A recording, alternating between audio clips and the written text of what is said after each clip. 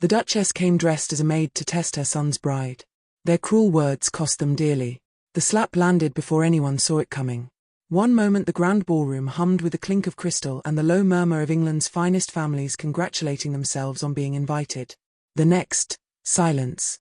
The kind that doesn't fade. The kind that presses itself into the walls and stays there for years. Every head turned. At the center of the marble floor stood a small, unremarkable woman in a servant's black dress. Grey-haired. Round-shouldered. The sort of woman your eyes slide off without registering. The kind of person wealthy households collect the way they collect umbrella stands. Useful. Invisible. Forgotten the moment you look away. She had not dropped the silver tray she was carrying. That was the first strange thing. She had been struck hard enough to turn her head. Audra Willoit's palm had connected with her cheek with a sound like a book being slammed shut, and yet the tray remained perfectly level. The crystal glasses on it didn't so much as tremble. The second strange thing was her eyes. She turned them, slowly, toward Audra. And the young woman who had just slapped her, radiant in ivory and emeralds, her future husband watching from 10 feet away, felt something move through her that she would not, later, be able to name. It was not the look of a servant. It was not even the look of a woman. It was the look of a judge who has just heard everything she needed to hear. "Forgive me, miss," the maid said quietly, and she moved on.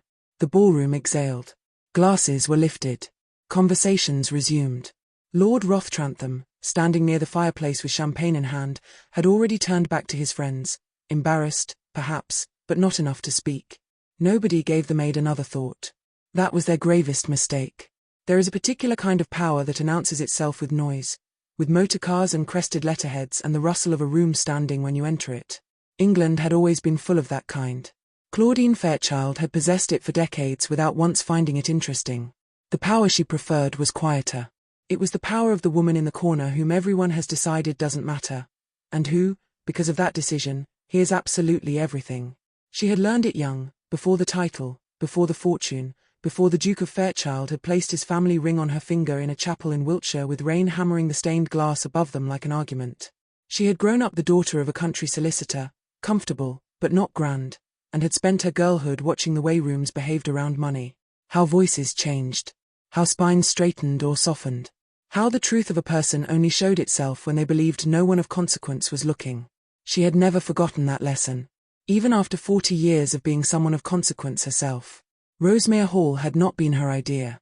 The engagement had not been her idea. If she was being honest, and Claudine Fairchild had a deeply inconvenient commitment to honesty, very little about the past 8 months had been her idea. It had been Roth's. All of it.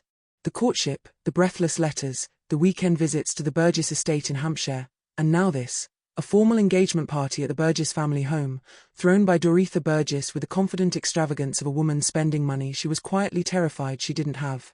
Claudine had noticed the terrified part. Doretha had covered it well. The house was immaculate, the guest list impressive, the champagne French, but there were tells. The dining chairs had been reupholstered recently and the fabric didn't quite match the age of the wood. The portrait above the fireplace was hung at a slightly wrong angle, the way pictures get when they've been taken down and put back in a hurry. The silver on the table was real, but the candlesticks were plate. You only noticed if you had spent a lifetime noticing. Claudine had spent a lifetime noticing. She had also spent 8 months trying to talk to her son. Roth was not stupid.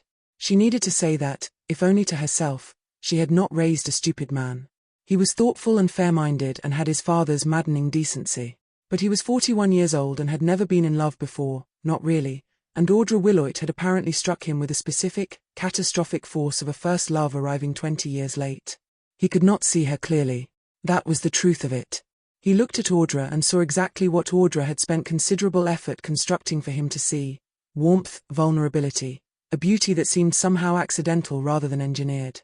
He did not see what Claudine saw. He never had. The last conversation between mother and son had taken place 3 weeks earlier, in the drawing room of Fairchild House, with rain against the windows and cold tea between them. "She is not who you believe her to be," Claudine had said. Simple. Direct. The way she said everything. Roth had set down his cup with the particular carefulness of a man controlling something. "And who do you believe her to be, mother?" "I believe she is a woman with a plan. I believe her mother is a woman with debts. And I believe that the Fairchild name is the solution to both." The silence that followed was not the silence of a man considering new information. It was the silence of a man who had already decided. You have been alone, Roth said, and his voice was gentler than his words, for a very long time. I think perhaps you have forgotten what it looks like when something is simply, oh, real. He left the room quietly. He always did things quietly. He had learned it from her. Claudine sat with the cold tea for a long time after he had gone. She was not angry. Anger was a young person's luxury. She was something older and more specific. She was certain. Certain that she was right. Certain that her son would not listen. And certain, with the particular clarity that comes from having watched the world for 70 years, that there was only one way left to see the truth of Audra Willoit. You had to go where the masks came off. Not the drawing room. Not the dinner table. Not the public performances of courtship. Below stairs.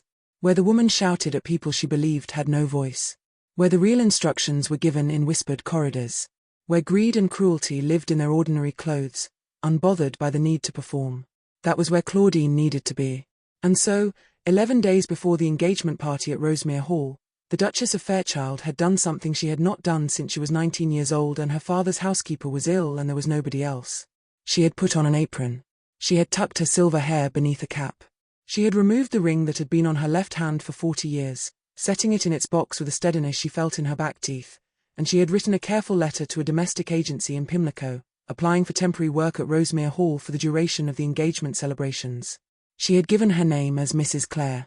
The agency had replied within 2 days. The Burgess household is in need of additional staff for the weekend. The work is immediate. The pay is modest. Claudine had folded the letter into her apron pocket and thought, good. I am not here for the pay. She had arrived at Rosemir Hall through the servants' entrance on a Thursday morning, carrying a single bag, wearing a plain coat, and moving with the careful, unhurried economy of someone who had done this all her life. Not one person who passed her in that kitchen, not the harried cook, not the young footman, not Mrs. Doretha Burgess herself, who had swept through briefly to issue orders with the clipped authority of a general who suspects her troops, had given her a second glance. She was a grey-haired woman in an apron. She was furniture. Perfect, Claudine had thought, and she had picked up a tray and gone to work. For 3 days she had watched. She had listened. She had carried and cleaned and been invisible in the way that only the very powerful and the very overlooked ever truly manage, because both have learned that the room tells you everything if you can just resist the urge to announce yourself. What she had seen in those 3 days had turned her certainty into something colder. Something that required an answer. And on the evening of the 4th day, the night of the engagement ball, with Rosemir Hall lit like a stage set and England's finest families filling every gilded room, Audra Willoit had looked at the grey-haired maid carrying champagne across the ballroom floor, and she had raised her hand, and everything that was coming had begun. Welcome to Forbidden Diaries. Before we get deep into the story, please let me know in the comments where you are watching from. Hit subscribe if you are hooked in and ready to enjoy the story, because tomorrow I have another beautiful story to share with you and I don't want you to miss it for anything. Now let's get into the story. Fairchild House did not welcome you. It acknowledged you, which was an entirely different thing. The gate opened when it chose to. The footman moved without urgency, because urgency suggested something had gone unplanned, and nothing at Fairchild House went unplanned. Even the roses along the eastern wall grew in a particular direction, as though they too understood that disorder was not permitted on these premises. London knew the house. More importantly, London knew the woman inside it. Claudine Fairchild had never campaigned for her reputation.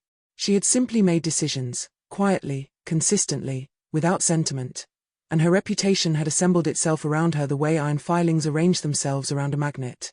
Bankers consulted her before they consulted their partners.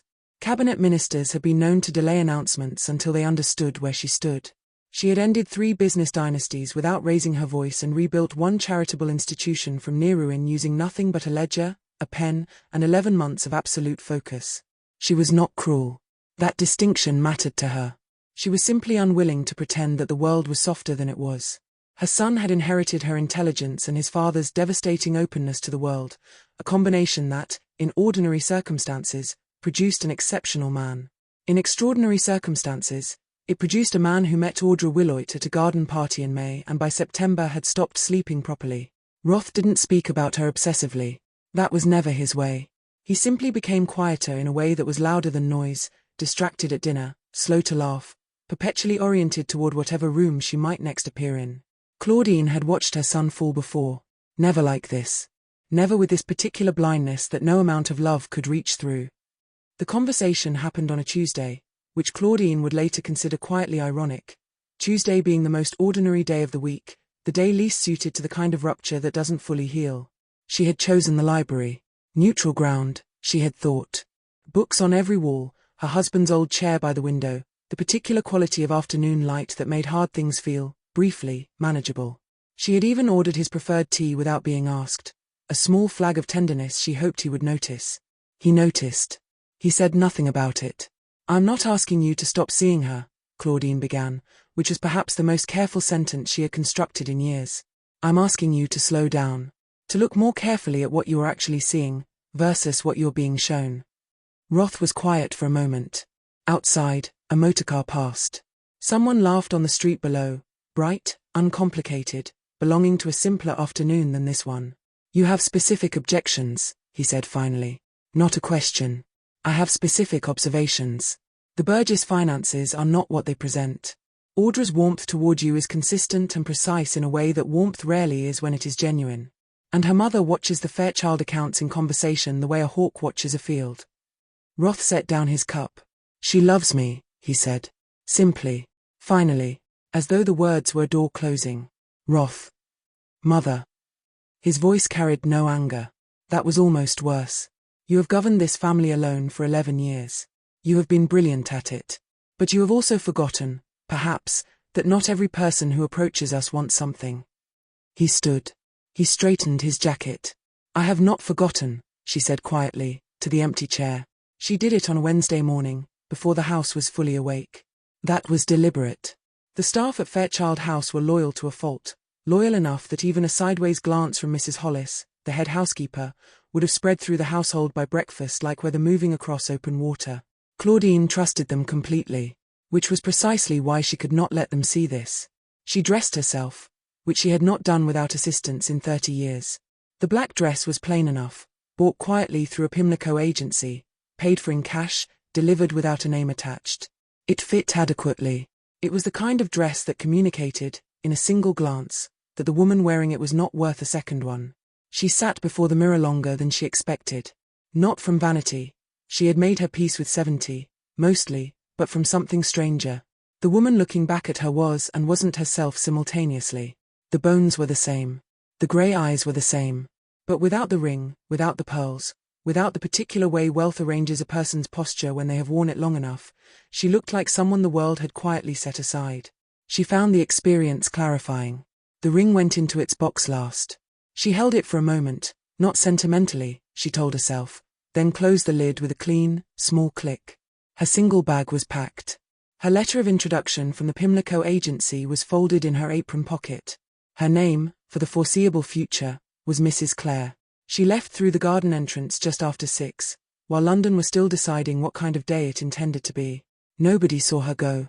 That, she thought, was exactly the point. The servants' entrance at Rosemir Hall opened directly into noise. Not the dignified controlled noise of Fairchild House, where even urgency was managed, but the raw, pressurized noise of a household running on fear rather than order.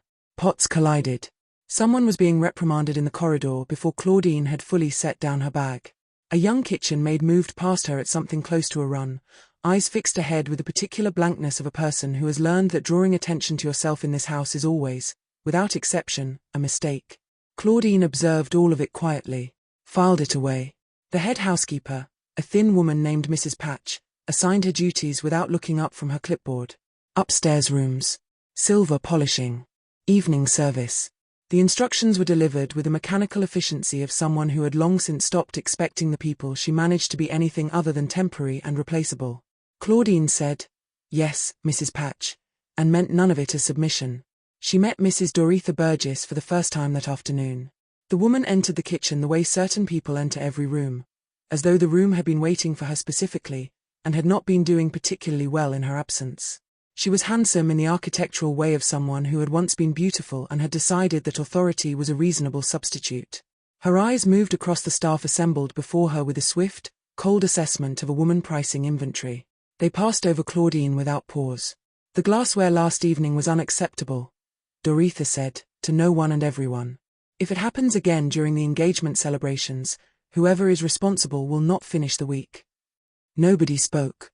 Claudine polished the silver and thought, there it is. She found her by accident, which was the only way you ever found the truth about people. It was the second morning, just past 7, and Claudine had been sent to lay fresh flowers in the east corridor. A task nobody else had wanted because the east corridor was cold and distant and far from the warmth of the kitchen. She had taken her time about it. That was another thing she had learned below stairs in these few days. The best place to listen was always the place everyone else had abandoned. She heard Audra before she saw her. Not the Audra that Roth knew. That voice was warm and slightly breathless, calibrated to make a man feel he was the only steady thing in a complicated world. This voice was different. Flatter. Precise in the way of someone issuing directions to a machine they are not entirely confident will obey. Claudine slowed. Set down the flower arrangement without sound.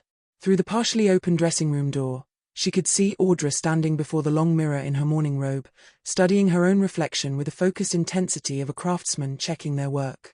She smiled. Wide, radiant, the kind of smile that stopped conversations, then let it drop completely. Studied it. Adjusted the angle of her chin. Smiled again. Dropped it again. Practicing. The dinner needs to seat Lord Fenwick beside the solicitor, Audra said, without turning. Her lady's maid stood behind her, motionless. And if his mother raises the question of the settlement terms before Friday, you will tell me within the hour. Not after. Within the hour. Are we clear? Yes, miss. The smile returned to Audra's face as though it had never left. Claudine moved silently back down the corridor, her chest very still, her mind absolutely certain. It happened quickly, the way most cruelties do. Claudine had been crossing the ballroom with a tray of champagne. The guests were beginning to arrive for the evening's pre-engagement dinner. The chandeliers were lit. Rosemir Hall was performing its most convincing impression of a happy house. When Audra swept in from the far doors in ivory silk, her diamonds catching the light like small cold fires, Roth 2 steps behind her wearing the expression of a man who believes he has everything he ever wanted. Claudine kept her eyes down, kept moving.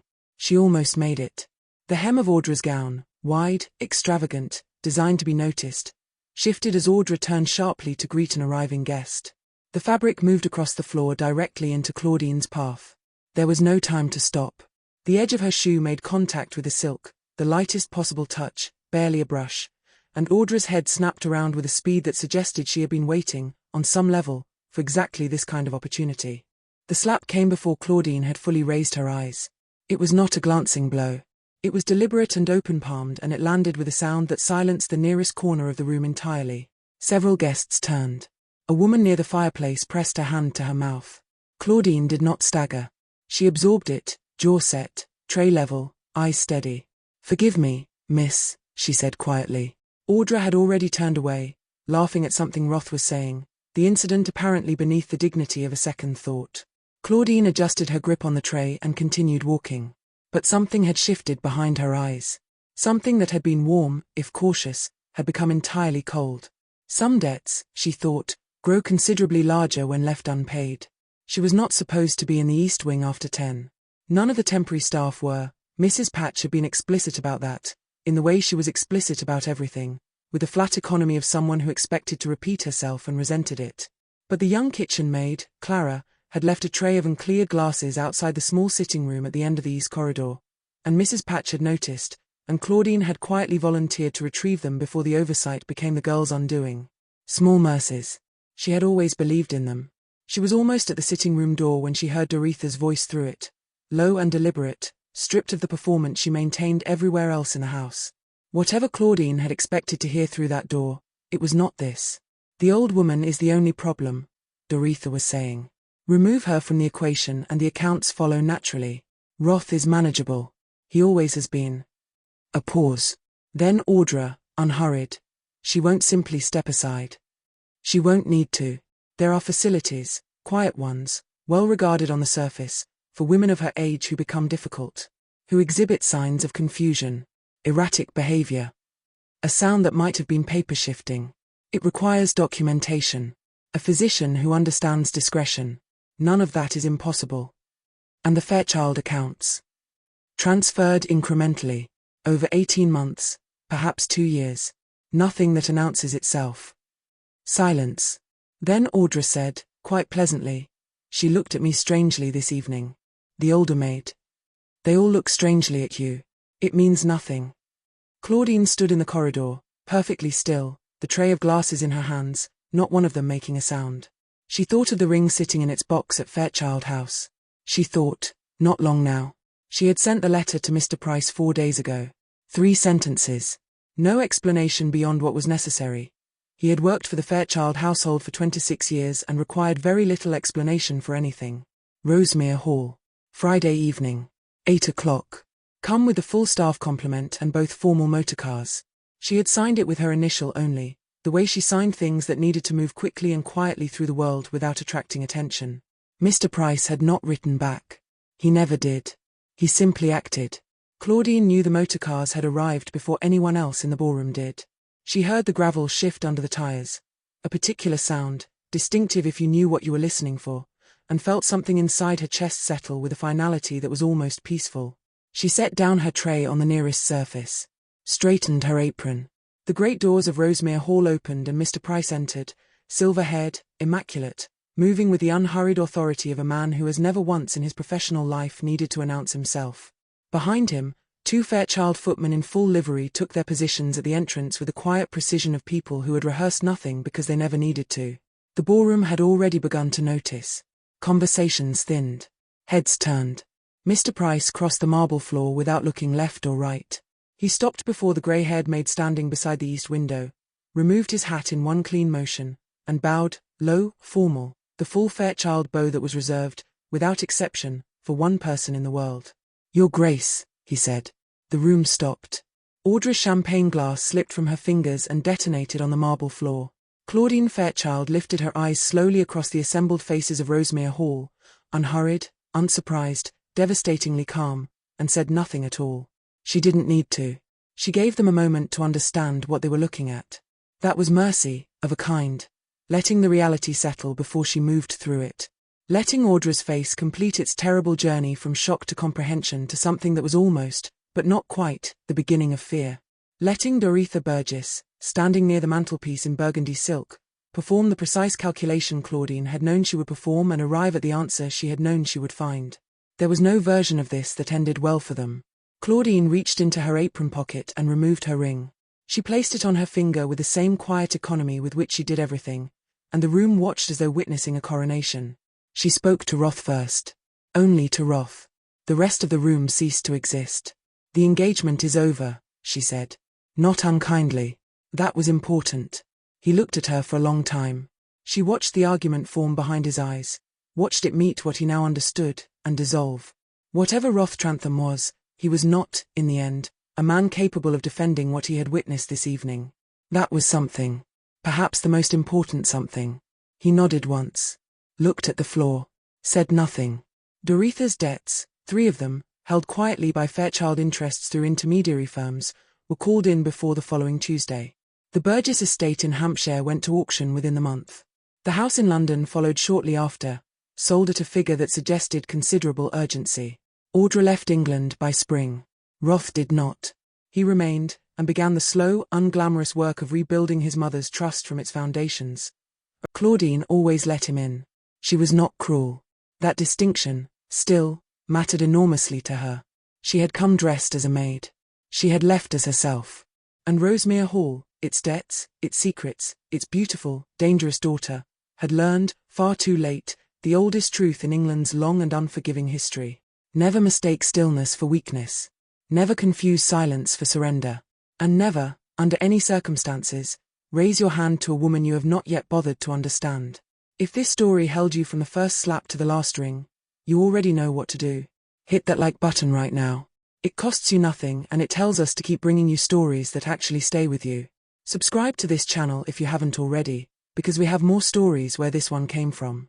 Stories with real stakes, real consequences, and characters who do not forgive easily. And turn on the notification bell, every single bell, so that the next time we publish, you're the first one through the door. Not the last. Never the last. The Duchess certainly wasn't. Drop a comment below and tell us, whose side were you on when that champagne glass hit the floor? And where in the world are you watching from? We read every single one. Until next time, watch carefully, listen closely, and never underestimate the quiet ones.